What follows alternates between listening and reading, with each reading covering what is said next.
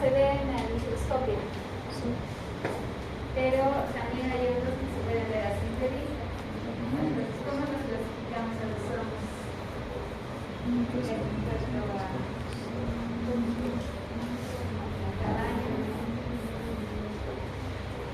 Hay hongos macroscópicos y hongos microscópicos. Entonces, hay muchos hongos que no nos producen daño. Y hay compañera dijo, ¿no?, que la mayoría producen infección y enfermedad solamente en las personas inmunocomprometidas. Mayormente las infecciones micóticas se dan en personas inmunocomprometidas. ¿Eso qué significa? Que a diferencia de los 3 tipos de infecciones que hemos visto con anterioridad, la respuesta inmune en personas inmunocompetentes es óptima. En muchos casos no desarrollan enfermedades, nos protegen de manera importante en personas con el sistema inmunitario competente. ¿Cuándo sí han aumentado el registro de casos de enfermedades micóticas? Principalmente en personas inmunocomprometidas, ¿no?, en personas inmunosuprimidas o con inmunodeficiencia, ¿no? De estas, pues, la inmunodeficiencia adquirida, el VIH, ha sido causa, ¿no?, de que varios pacientes con esta patología además tengan otra sobreinfección fúngica.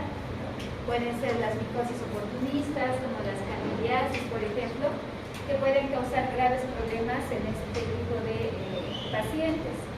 Otro tipo de pacientes inmunocomprometidos, ¿no?, los pacientes, los que se tienen que utilizar inmunomoduladores para regular o disminuir la actividad de la respuesta inmunitaria, ¿no?, o fármacos citotóxicos. Creciente uso de sistemas invasivos para diagnóstico y tratamiento, ¿no? ¿Qué significa?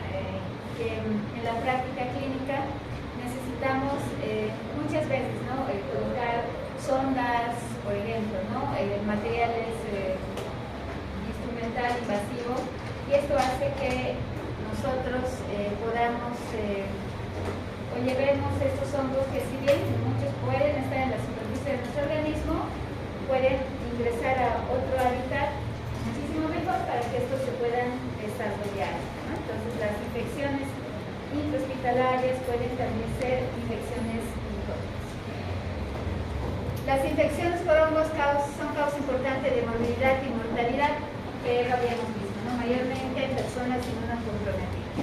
Las infecciones micóticas pueden ser endémicas o oportunistas. Endémicas, ¿qué significa? ¿En qué lugares creen que se desarrollan mejor las enfermedades micóticas?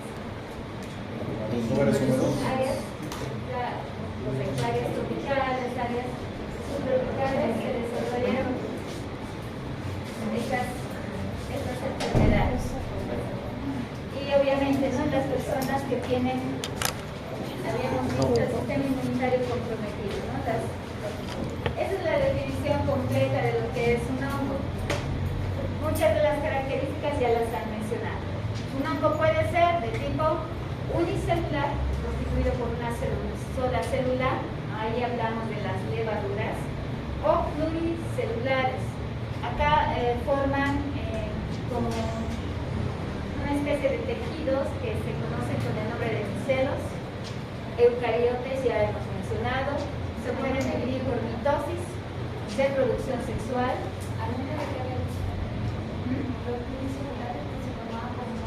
Micelos forman filamentos, ¿no?, que se denominan cuerpos o micelos.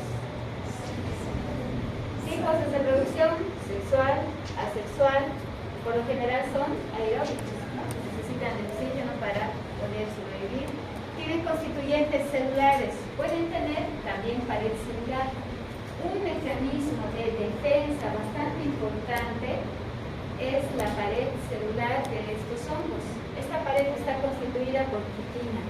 Es una pared bastante gruesa y resistente, ¿no? Eso hace difícil la fagocitosis y la destrucción de estos hongos.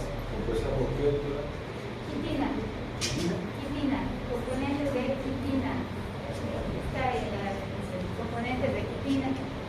No forman verdaderos tejidos, esa es una característica importante. No pueden almacenar glucógeno, carecen de clorofila. Formas de crecimiento, acá están las macroscópicas, las que podemos ver a simple vista, las microscópicas. ¿Cuáles de estas son las que nos producen daño? Las microscópicas, todas, ambas nos pueden producir daño, ¿no? Hay hongos que son comestibles, pero hay muchos que son tóxicos, ¿no?, para el organismo. De los microscópicos lo mismo, ¿no? Hay muchos que no nos pueden no producirnos daño, infección, pero hay otros que sí, ¿no? Entonces, los de tipo macroscópico y microscópico pueden generar daño, ¿no?, dependiendo de qué tipo de hongos. Dentro de los microscópicos, ¿cuáles habíamos dicho que están compuestos por una sola célula? Las levaduras, ¿no? Y los que están formando el micelo a través de la formación de estos filamentos son los pluricelulares.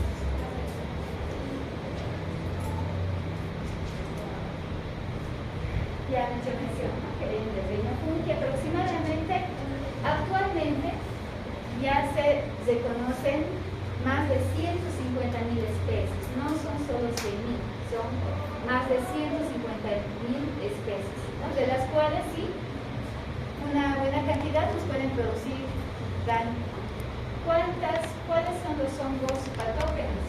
Hay hongos que pueden ser patógenos primarios, es decir, que cuando estamos en contacto con estos hongos nos puede generar enfermedad, pero hay hongos que no, que son oportunistas, ¿no? Cuando el sistema inmunitario está comprometido, ahí sí nos produce enfermedad. Estos son algunos ejemplos de hongos que nos producen generalmente daño grave, daño sistémico, ¿no?, como el Histoplasma capsulatum, el Cryptococcus neoformis. ¿Cómo se adquiere una enfermedad micótica? Ingreso de esporas al organismo, ¿ya? ¿Por dónde generalmente ingresan estas esporas? La vía respiratoria. ¿Habrán hongos que se transmiten por vía directa a través de contacto con la piel? ¿No? Generalmente, entonces, para el ingreso de los hongos tenemos dos mecanismos, ¿no?, por vía inhalatoria y por contacto directo. ¿Cuáles son los que creen que pueden producir mayores complicaciones? ¿Los que ingresan por vía inhalatoria o los que ingresan por contacto? Vía inhalatoria. Esos son los que están dentro de la clasificación de las micosis sistémicas o micosis profundas, ¿ya? Uno de estos ejemplos son el Histoplasma capsulatum. Otros son oportunistas y solo producen enfermedad cuando las defensas inmunes son deficientes, ¿no?, por efecto genético, quimioterapia, infecciones autoinmunes, como la cándida, aspergillus. Algunas características con respecto a la estructura, ya los habíamos dicho, habíamos dividido en dos, ¿no?, los unicelulares o levaduliformes, o los pluricelulares o filamentosos. ¿Cómo se caracterizan cuál es la característica estructural de los filamentosos? Tienen un cuerpo, ¿no?, que en conjunto se conoce con el nombre de micelo. Está constituido por varios filamentos, ¿no? Tiene dos porciones, una de tipo reproductiva, otra de tipo vegetativa. La vegetativa es de tipo haploide, generalmente no presenta coloraciones. Voy a mostrar un ratito más las imágenes, ¿no? Aquí está compuesta por filamentos llamados hifas. Las hifas son las unidades estructurales de los micelos o las formas pluricelulares de los hongos. Hay algunos que están divididos en septos y otros que no. Les voy a mostrar las imágenes en un momento más. Las levaduras son solo de tipo unicelular. Acá, esos son los hongos filamentosos. Cada filamento septos. Esos son los filamentos, ¿no? Cada filamento forma el cuerpo o micelo de un hongo pluricelular. Lo que divide acá cada filamento en el interior, estos son los septos. Y cada septo puede constituir una célula de los hongos filamentosos. Si se dividen entre septos o el filamento en varios por los septos, se dividen en segmentos. Cada segmento constituiría una célula y puede estar constituida por 1, 2 o más núcleos. Y ahí entre septo y septo pueden haber comunicaciones para que las células se puedan comunicar entre sí. Y de acuerdo a la forma de cada tipo de filamento, llevan nombres característicos. Por ejemplo, esta de aquí, ¿con qué imagen o no sé cómo, con qué imagen pueden comparar estas flores? ¿No? De ahí tiene el nombre de fialides. Entonces, dependiendo de las características o las semejanzas que tengan con alguna otra estructura, pueden llevar nombres específicos. Los hongos llevan uniformes, ¿no? Las levaduras están formadas por una sola célula. Enfermedades por los hongos. Para revisar un poquito las respuestas inmunes, sí hay que ver a grandes rasgos cuáles son las enfermedades de estos hongos. Ustedes ya han llevado, ¿no?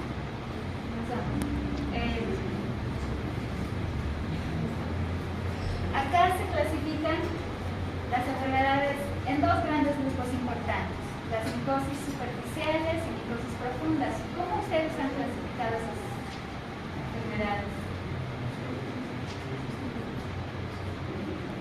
Pues tipos de hongos, generalmente, y es más fácil y mejor estudiarlos de acuerdo a dónde afectan.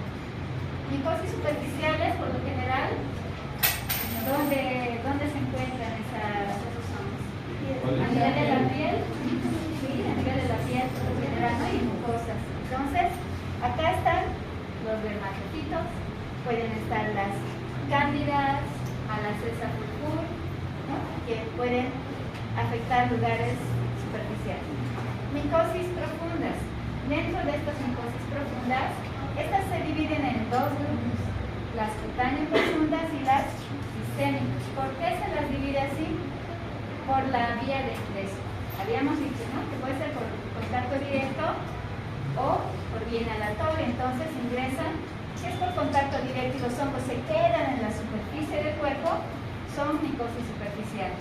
Pero ¿qué pasa? Si ingresan por contacto directo, ¿no?, por vía cutánea, pero pueden pasar a invadir tejidos más profundos, ¿no?, como de la piel, pasan a tejidos cutáneos, pasan a los músculos, pueden pasar a los huesos, ya se conocen como micosis cutáneas profundas, ¿no? Y ahí un ejemplo es la esporoticosis producida por el Sporotrix schinsky, ¿no?, que puede producir enfermedades más graves. Y las sistémicas, las que generalmente ingresan por vía inhalatoria. Las que ingresan por vía inhalatoria tendrían que denominar las micosis, no sé, pulmonares. ¿Por qué se las llama sistémicas? Ingresan por vía inhalatoria. Eso significa que van a afectar al aparato respiratorio. Pero ¿por qué a estas se las conoce como sistémicas?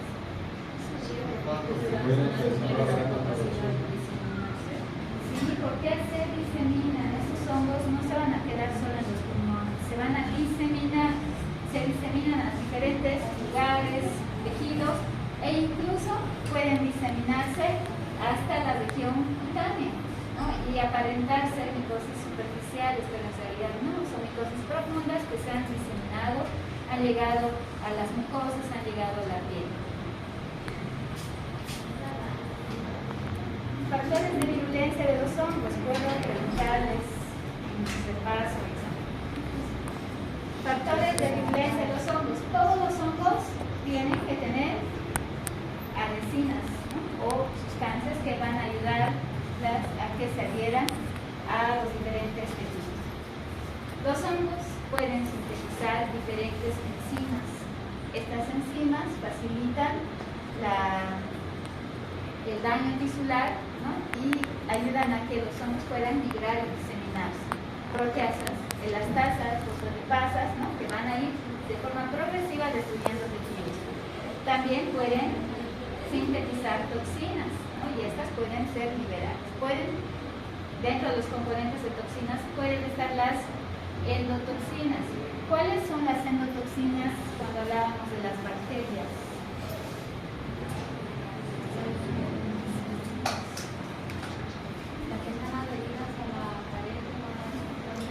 Son los liposacáridos, muy bien. Estos también pueden tener componentes de liposacáridos. Y un componente muy importante, la melanina. Protegen contra productos oxidantes producidos por neutrófilos, ¿no? Entonces, ¿para qué nos ayuda la melanina acá? ¿Color? No, en las respuestas inmunitarias. ¿Es un antioxidante? Sí, pero ayuda, protege contra todos los productos oxidantes que se formen en las células fagocíticas, como los neutrófilos, los macrófagos. Por tanto, viendo acá, ¿qué células son importantes para la defensa frente a los hongos? Si los hongos se están protegiendo ahí de la fagocitosis, los fagocitos, ¿no? Son una de las células importantes en la respuesta de defensa. Acá ustedes tienen una lista de los factores micóticos que modulan la fagocitosis, es decir, que ayudan a evitar la fagocitosis. Cambios en la estructura de la superficie hidrofóbica altera la función fungicida de polimorfonucleares. Un ejemplo, ¿no? Podemos leer otro, los receptores que semejan a los CR3, CR2. ¿Qué son los CR3 y CR2? Son receptores para que se fijen los factores del sistema del complemento, ¿no? Si emiten receptores que semejan estos, van a unir la unión del hongo al fagocito. ¿Por qué? Porque habíamos dicho, ¿no?, que los factores, el factor C3b es una opsonina, se puede pegar a los hongos, ¿no? Pero si no hay o distrae esa acción, va a inhibir la fagocitosis, ¿no? Otro ejemplo, la producción de amoníaco prolonga la respuesta fúngica. Acá la mayoría de los factores micóticos implica la alteración de la función de los polimorfonucleares. Acá estamos hablando de los neutrófilos, ¿ya? Pero también de los fagocitos, ¿no? Por tanto, la respuesta fagocítica es sumamente importante. Estas son algunas imágenes de las micosis. ¿Qué tipo de micosis creen que son ahí? Piña. Grande. Muy bien, son piña, ¿no? Específicamente, de acuerdo a la localización, cutáneos, como piña capitis, ¿no? Están a nivel. Agentes etiológicos.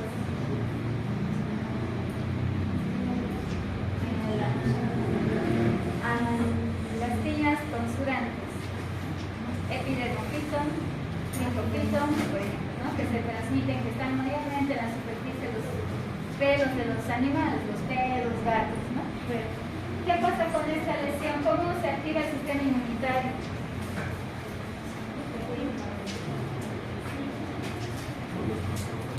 ¿Cuánto tiempo durará esta lesión? 6 meses. 6 meses.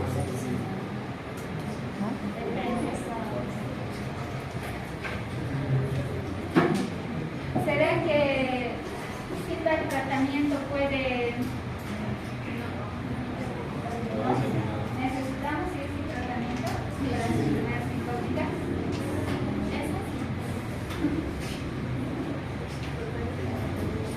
El sistema inmunitario puede ayudar a destruir a los hongos superficiales, pero para lograr un tratamiento que sea muchísimo más, o que genere una...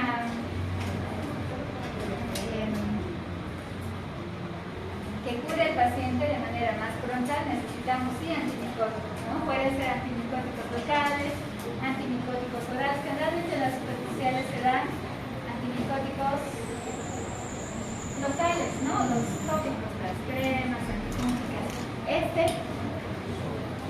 ¿Será una infección micótica o no será? ¿O qué más parece? Parece una psoriasis. ¿Qué más? ¿Creen que está infectada esta lesión? Sí. ¿Hay una respuesta inflamatoria en veces? Sí. Hay una respuesta inflamatoria, ¿no? En la anterior anterior imagen no se veía una respuesta inflamatoria, ¿no? Por tanto la respuesta inmunitaria no era muy fuerte, pero acá sí, ¿no? Acá sí está habiendo mayor daño a nivel tisular.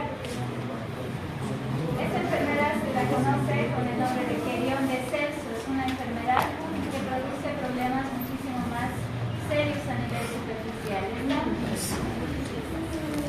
Será superficial, será profunda, será cutánea profunda. Es difícil saber con la imagen que les muestro, ¿no? Podemos asumir que puede ser cutánea profunda o podría ser sistémica y que la diseminación ha llegado a la piel. Esta imagen es una esporoticosis cutánea profunda, ¿no? Pero también las profundas o sistémicas se ven así. Esta es otra también cutánea profunda, ¿no? Se conoce con el nombre de micetoma. Puede afectar a las capas profundas de generalmente de los miembros superiores. Cuando se presionan estas lesiones que parecen, ¿no? Pustulares, son granulomatosas y se pueden ver los gránulos de color gris, de color mostaza, de color café, que no son nada más que los hongos, ¿no? Que se han cultivado ahí y se pueden ver de manera a simple vista. Esporoticosis, lo mismo. Acá la lesión puede ser que haya iniciado a nivel de la mano, se ha convertido en una lesión ulcerativa, hay daño en los tejidos, pero está habiendo una diseminación por continuidad a través del trayecto linfático. ¿Por qué razón? ¿No? Las células de defensa viajan a través del trayecto linfático y están diseminando la esta será cutánea profunda, superficial, será sistémica, profunda. ¿Con qué enfermedades las podemos comparar? Leishmaniasis, ¿no? La leishmaniasis momentánea, ¿no? Incluso cáncer, ¿no? Puede ser, pero en este paciente se trata de una necrosis profunda, ¿no? que se ha diseminado hasta esta región y ya está produciendo lesiones deformantes, ¿no? Las necrosis profundas invaden el pulmón y pueden producir daños graves. Y hemos visto esto, ¿no? Hongos oportunistas y hongos patógenos, dos tipos de hongos. La respuesta inmune se activa en los hongos oportunistas solamente cuando hay o el paciente está inmunocomprometido, y acá hay hongos patógenos. En una persona inmunocompetente igual se desarrolla la enfermedad. Y vamos a dividir, nos vamos a quedar aquí con esta diapositiva. El deterioro de la inmunidad es el factor predisponente más importante para las mitosis clínicamente importantes. Los diferentes hongos que infectan al ser humano pueden vivir en tejidos extracelulares por lo general, pero también pueden ingresar a otras células, principalmente los fagocitos.